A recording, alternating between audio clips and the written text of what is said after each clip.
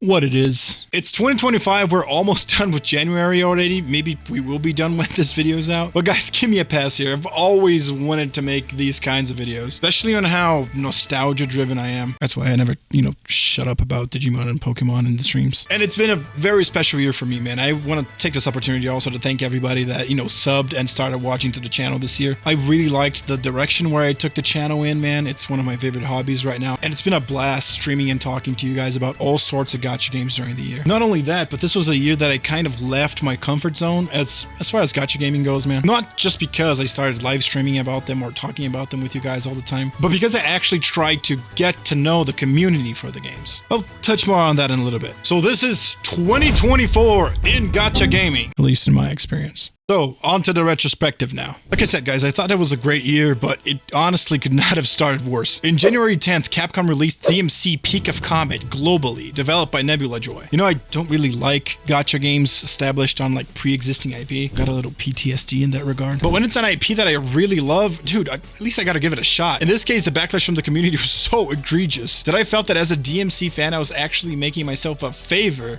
I'm not trying this thing out. After hearing that the Comet was kind of jank and, they took the stance or weapon mechanic from DMC and substituted for like the character switch one found in most action gacha games you see everywhere, kind of took the soul out of what you expect from a DMC game, at least in my opinion. I heard the gacha and monetization systems were being extremely predatory even for what gacha games are. And, the usual red flags you get from Japanese gachas like having PvP. I can't stand that. Or the absolute need to acquire multiple copies of a character to make it usable in the endgame, when most of said endgame usually is PvP. But hey, I didn't play it, so I'm not going to affirm any of this to you 100%. However, the horror stories sure kept me away, dude. But going forward, it wasn't all that doom and gloom, especially for a very big niche of the space. On January 18th, Love&DeepSpace released. Now, I'm not gonna lie, I couldn't be farther from the target audience for this game, and for that reason, I am not even going to attempt to comment on it, but I respect the hell out of this. Straight out husbando eloping type shit gacha game? I don't fucking know, man. I just watched some promo videos for it. Hey, if you still believe even a little bit about what the Sensor Tower used to report, at least on gacha game revenue, then this game is insane, and it must do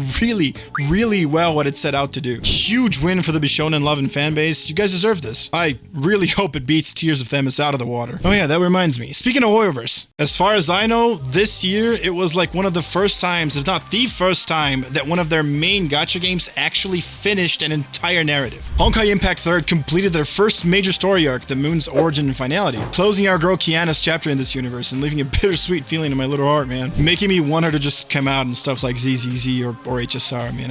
I'm looking at you, Sunbringer. But anywho, now we have a really good idea about what's gonna happen once the Traveler finishes visiting all the continents and Archons. It's just part 2. So yeah, Honkai Impact 3rd's part 2 came out on February 29th this year. And yeah, I wanted to bring it up because it kind of tells you what's going to happen in other Hoyo games in the future. We will eventually get a full ending to the arcs that we're going through, and honestly, I like that. HA3 got a whole new story with a whole new cast of characters, including a new MC. That happens in the same universe, but it's very new player friendly since like anyone can just choose to start on chapter 2, no questions asked, and just choose to experience what everybody else is. Plus, you get to use the Killua waifu girl, man. She uses 2 yo-yos.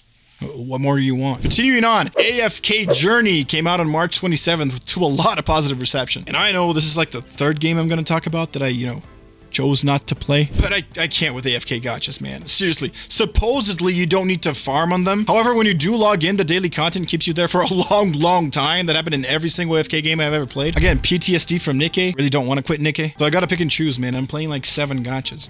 Give your boy a break. But besides all of that, most of what I heard about it, that it was a very generous release as far as character pulls go. Free to play friendly and just a good time. So if you're looking into a good idle game, then, give this one a try. Even though your boy would still suggest you play Nikke. Talking about Pretty Ladies, around March, April this year, Honkai Star Rail got its 2.0, I guess, quote-unquote, expansion. With it came Penacony, a whole new story arc, which honestly was one of, if not the best story arc I've ever experienced in a Hoyo game, and the first anniversary of the gacha. And you know what happens when a Hoyo game has an anniversary, right? Right in May. That anniversary was 2.1, commemorated by releasing my personal favorite character in the Hoyo universe of them all. Again, right in May. Oh yeah. They chose to call her Archeron because nobody knew she was May. Great review at the end.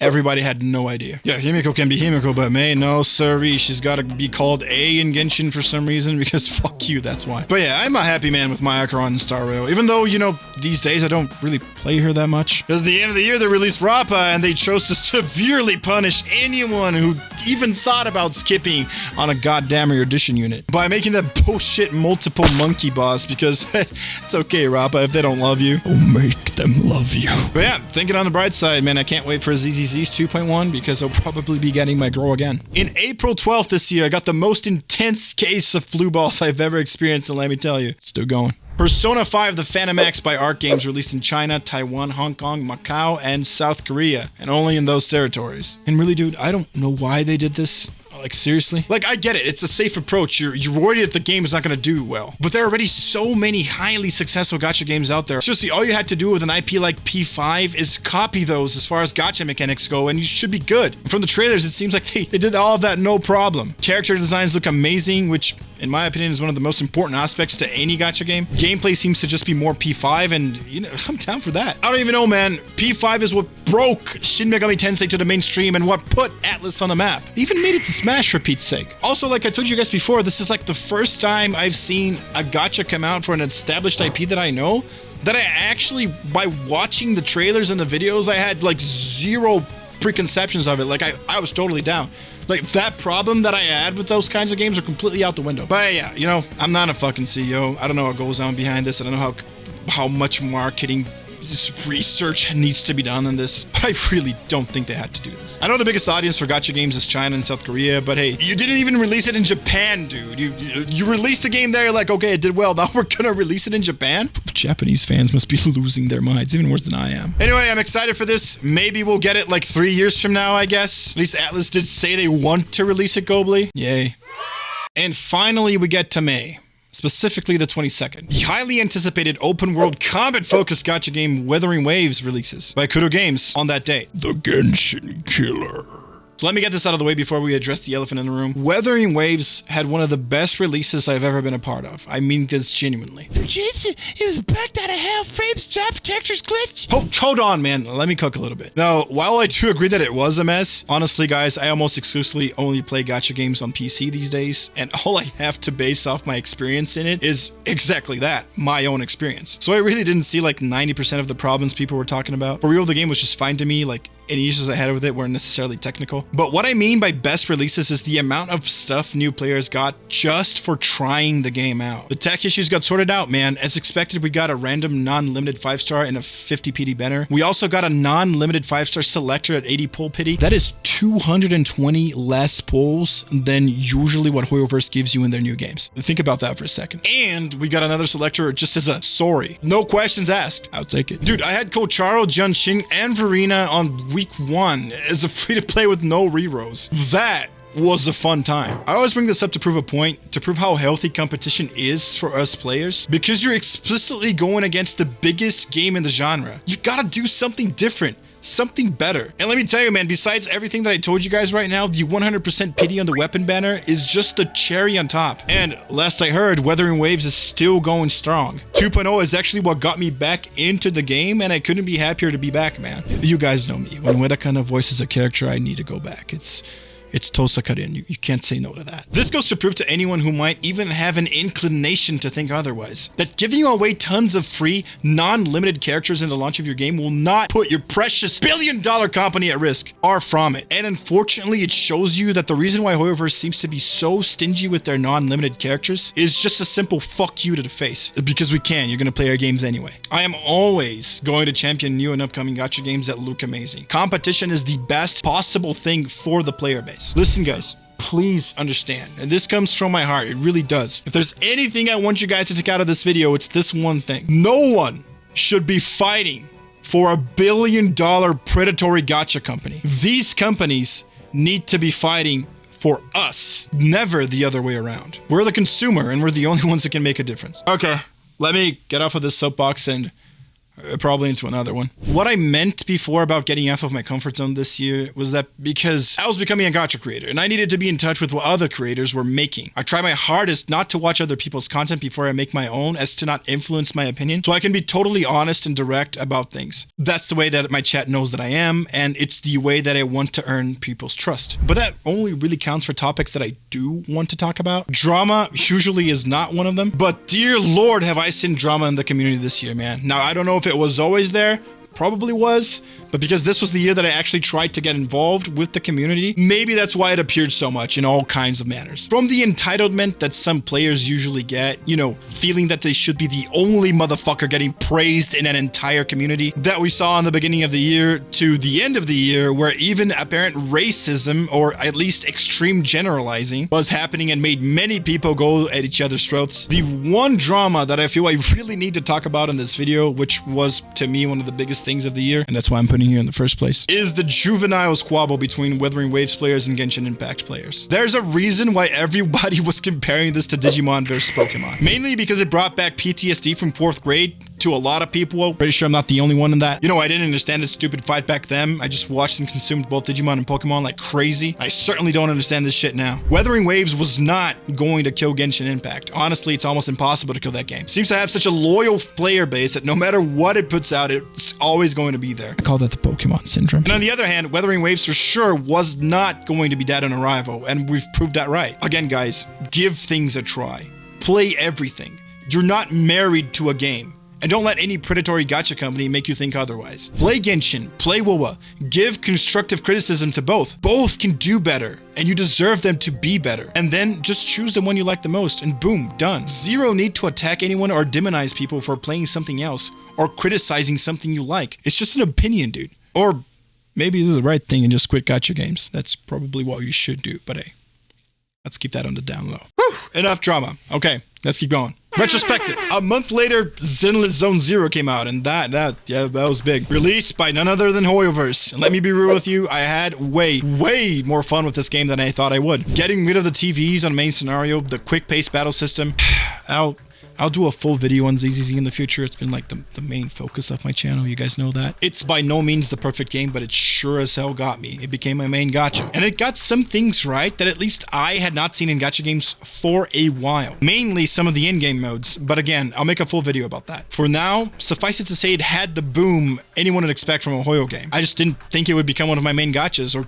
really the main one. I really didn't. I had such a negative outlook based on what I saw from the betas and etc. Especially with like the HUD, right? The interface, really didn't like it, still don't, but hey, nothing's perfect, right? I was glad to be proven wrong, especially with how good the devs have been about feedback. I don't think it's stupid for me to say that Wuwa and this were the biggest gacha releases of the year. And hey, if you're here, you're a gacha fan, and if you haven't played these two, dude, give them a try. I'm gonna take a positive outlook here and said I was really glad to be part of the releases of these games this year. Continuing, in July 31st, we got a very cute tactical turn-based gacha game called Sword of Convallaria, released by XD Entertainment. And listen, if you don't know me, guys, I'm a big Final Fantasy Tactics show. That game left such a huge impression on me that I will download and play, or at least give a fair shot to anything that even remotely resembles it, okay? And really, that's just what Convallaria is. FFT type gacha, tactical turn-based, main scenario is set in high fantasy. The gacha system is basically what you get from a Hoyoverse game, kind of similar to what Reverse 1999 did. Check this out, the first limited character in the game was this character called Gloria. She's a fusion of Saber with Jean. She really is, and she's fucking voiced by the same VA Saber is. Say no more! I rolled like a madman, dude. I was so happy to have her. And while I had a fun time in Convallaria, unfortunately, it got added to my list of gacha games that were fun, but I'm freaking playing like 7 gacha games, so I gotta, you know, pick and choose. I have to let some of them go, man. It's sad. Anywho, if anyone's looking for a game like this, suggest giving Convallaria a shot. Going on, guys, love it or hate it, we can't just not talk about the biggest gacha game out there, because it probably is the biggest one and will be for a while. August 28th this year, Genshin Impact got their 5.0 expansion patch. Natlan was finally out, and with it, check this out. For the first time in 4 years, you got a non-limited unit select character.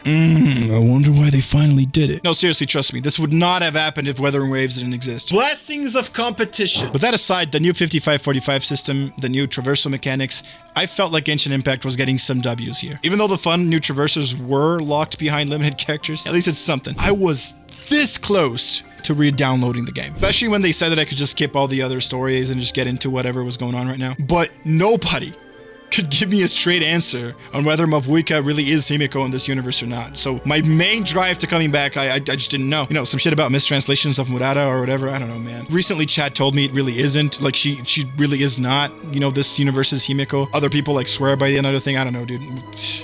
That's too much. But remembering the 6 hours of side quests of Sumeru, I was like, you know what? Maybe I'll just stick to my game. I still had Black Myth Wukong to finish. Yeah, if we think outside the box a little bit, there were too many single player games this year that were absolutely phenomenal. Insane. 2024 was crazy. Now, in hindsight, with the double limited banner fiasco, man, I'm glad I didn't go back.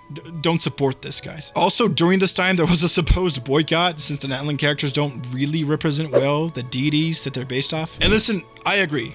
That's an L. They should have done a more referential character design. But you know what? I don't think that sells in China. And also, my good people, it's not simply by not spending money in the game that you're not going to support it. If you play it, if you're talking about it, if you interact with it, my guy, you're supporting it. The only real way to boycott a game like this is to click on install and tell it to fuck off. And dude, if you love Genshin Impact, more power to you, man. I'm not saying you should hate something you love. But for example, with this double 3-week limited banner shit, dude, best thing to do is just to go play the competitor. That's how they're gonna get better for you. It's the only way they're gonna learn. Onward. In October 15th, Wizardry variant Daphne was released by Directcom Entertainment and Studio 2 Pro with heavy dark fantasy themes, which honestly isn't something I see all the time. You know, gachas that are on Play Store and iOS. Again, this one I haven't really tried, but I think it's a specific niche. So I wanted to bring it up. The biggest thing for me was that just, you know, it's a dungeon crawler. Not really my thing, but it's what I've been telling you guys. I'm pretty sure this kind of game has a cult following, at least genre-wise. So there you go.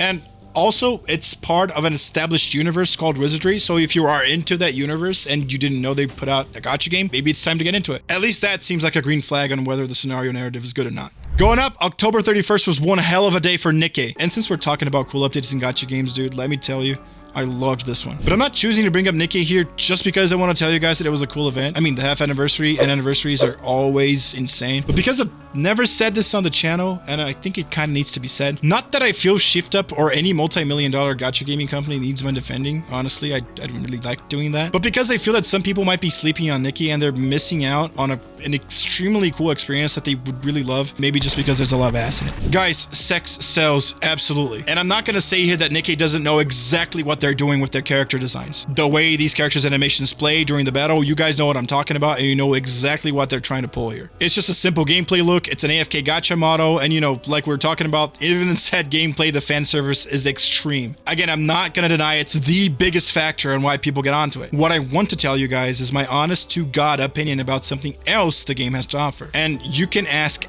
anyone that knows me, for the love of God, that for me to keep playing a gacha game for 2 years like I have with Nikke, my guy, you're gonna need a lot more than booty for me to stay. Because seriously, if I'm gonna look for material, you guys know what I'm talking about, I sure as hell am not going to use a gacha game. There's plenty of other places for that with better animation, better videos. You know what I'm talking about. The thing here is that Nikke has one of the best main scenario quests I've ever played in any gacha game story-wise. And I'm tired of pretending it doesn't. The half anniversary and full anniversary events have the best side event story content I've ever read in gacha games. I'm not kidding. Those stories are so entertaining and immersive that they are honestly better than even the MSQ, in my opinion. Overzone is like top 3 best gacha scenarios I've read, no question. Please don't ask me to rank those. And you can literally take as long of a break from Nikke as you want and only come back on these anniversary events that it'll be always worth it, even if you're not completely caught up to the MSQ. And as expected, Old Tales this year's anniversary event was no exception. Had an amazing time. TLDR, Nikke came for the ass, stayed for the lore. We're getting to the end. We're getting to the end. November 15th. Hey, that's Brazil's proclamation of the Independence Day. It's a cool day. Heaven Burns Red's global server was brought to us by Right Flyer Studios in collaboration with Key. No, seriously, I was so pissed. Even looking for gacha game news every day of my life this year, I let this one go past me. I mean, I knew the game existed, but I didn't know it was made with Key. Jeez, why don't people tell me these things? You know what? No, that's on me. I should have known. For those who don't know, Key is a very well-established visual novel developer spearheaded by Jun Maeda. His works were highly influential to me in my young adult life, man. Back when I had infinite fucking free time, dude, Those were the days. They were all mostly fan translations at the time. I read things like Air, Canon, and Clannad. All of those received some sort of anime adaptation, and I believe Clannad is going to be the most famous here. I absolutely loved his stories, not just for anime fans, but anyone who likes a good mix of comedy with, well, life-changing dramatic narratives. I was so ecstatic because it had been like decades since I've read anything that Jun Maeda wrote. The last original thing I saw from him was Angel Beats, and he was making the original concept, main scenario, and the music production for this game. Trust me, Jun Maeda is something else. I've been playing the beginning of the game on stream, and it's been amazing, man. I've missed his sort of comedy so bad, and I'm honestly kind of afflicted because I know that the drama is going to start and it's going to be insane. It's been a fun time. It's a turn-based battle system style game, and I hope that I'll be able to talk a lot more about it in the future. I really didn't get a chance to play a lot of it. It's a lot of story in the beginning. The one thing I would say here for everybody that's a fan is that if there's something that FGO taught me is to take this thing about him being the main writer with a grain of salt. There are no confirmations that he is going to continue writing past 1.0 main scenario, at least as far as I know. And I'm sure gonna tell you right now that I don't think he's going to write any of the side events or content for the game. So don't expect everything to be absolute gold, like everything to be Jun Maeda level writing. Fairly confident that the main story will be though. Anywho, dude, if you're Key and a Jun Maeda fan like I am, absolutely give this one a try.